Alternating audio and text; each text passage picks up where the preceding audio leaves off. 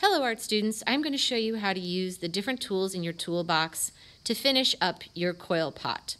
The first thing you might want to do is take one of the wooden tools that looks a little bit like a knife and just go over any of the decorative coils that have gotten flattened, or go over any visible score marks that are on the outside of your clay pot. So you can just use that tool to get into nooks and crannies and do a little bit of smoothing and just a little bit of finishing work on the outside.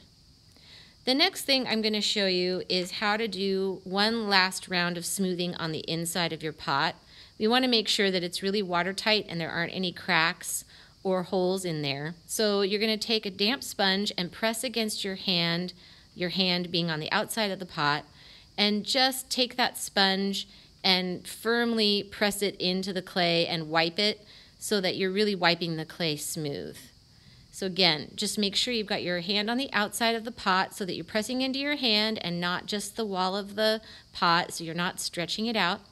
Then you can take that same sponge and use it to fix any small cracks that might be in any of your decorative coils. So I'm going to do that on the top of my pot. I'm just going to gently go over those decorative coils to make sure that I've fixed any little cracks, and you can do that on the outside as well.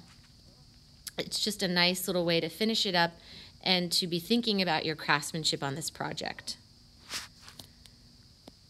The next thing that I'm going to do is show you a few other ways to finish things up.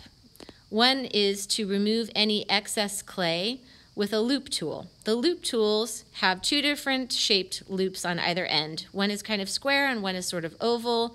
They're used to remove excess clay by shaving it off slowly.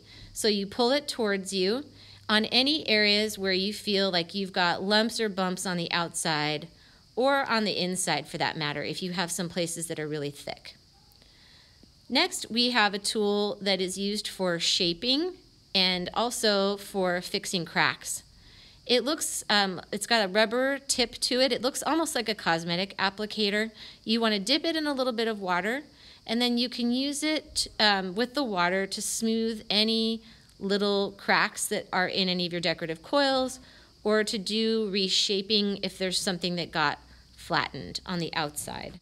So now you've got a whole bunch of ways that you can finish up this project. Think about craftsmanship, think about ways to make sure your project is totally watertight so that when it comes back from firing, it looks awesome.